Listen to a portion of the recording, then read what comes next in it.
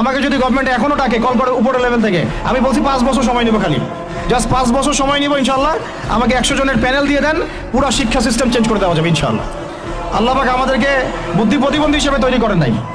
যারা আছে এদের মাথায় কি আছে, এরা কি পাস করে আসছে এটা আমরা খুব ভালো করে জানি, আমরা খুব ভালো করে জানি। কিন্তু আমরা অন্যকে আন্ডারএস্টিমেট করতে যাচ্ছি না, আমাদের নিজেদের উপর কনফিডেন্স আছে আমাদের। এটাকে চেঞ্জ করা খুবই সম্ভব, ভেরি মাচ পসিবল। এই ক্লাস 5 পর্যন্ত বাচ্চাদেরকে যদি আমরা এভাবে গড়ে তুলতে পারি, আস্তে আস্তে পর্যায়ক্রমে 8, 9, 10 এভাবে গিয়ে আমরা ইনশাল্লাহ মাস্টার্স পর্যন্ত যেতে পারবো ইনশাল্লাহ।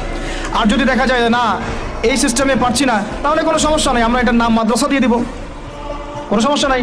তোহা জিন্নুরাইন ইসলামিক স্কুলের দরকার নাই, আমার তোহা জিন্নুরাইন ইসলামিক মাদ্রাসা থাকলেও চলবে।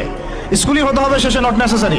আমার দরকার সিলেবাসটা কি, আমি পড়াচ্ছি কি, আমার এনভায়রনমেন্ট কি, আমার বাচ্চারা খেলতেছে কিনা, ভালো খাচ্ছে কিনা, ওর পরিবেশ কেমন, এটা মূল কথা, আমার টাইটেলটা মূল কথা না।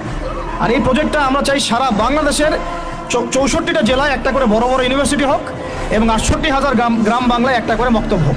তাহলে দেখবেন আগামী 20 বছরে আমি ইনশাআল্লাহ আপনাদেরকে একটা প্রজন্ম করে দিতে পারবো ইনশাআল্লাহ। তবে এই দায়িত্বটা কিন্তু আমার একার না, আমি আপনাদেরকে উদাত্ত আহ্বান খোলামেলা বলতেছি, আপনাদেরকে আগে আসতে হবে।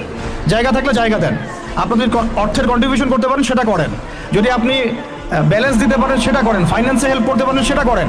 যদি আপনি এত কিছু না পারেন, আপনার কিছু একটা বিল্ডিং আছে আল্লাহর জন্য দিয়ে দেন, এটা আপনি আমাদেরকে দিচ্ছেন না, আল্লাহর জন্য দিচ্ছেন।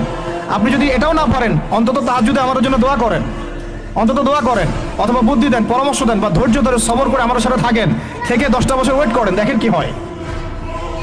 আমার শুধু আমার মেয়েকে নিয়ে ফিকির না তো, এই প্রত্যেকটা বাচ্চা আমার বাচ্চা, আল্লাহর কসম করে বলতেছি। প্যালেস্টাইনে যখন আমরা দেখি যে আমাদের এক একটা বাচ্চা না খেয়ে মারা যাচ্ছে, তখন আমার নিজের যৌবনের উপর আমার ধিক্কার আসে যে আমি যুবক এখানে বসে আছি আর আমি এই মানে কি বল মন্দের ভালো কিছু কাজ করার চেষ্টা করতেছি, অথচ আমাদের এই যে কচিকাচা বাচ্চাগুলো প্রত্যেকদিন বোমের শিকার হচ্ছে। ধিক্কার আমাদের যৌবনের উপরে, ধিক্কার আমাদের ক্ষমতার উপরে, আর ধিক ওইসব রাজতন্ত্রের উপরে যাদের ভিত্তির উপর দাঁড়ায় ওই কাজগুলো তারা করতেছে।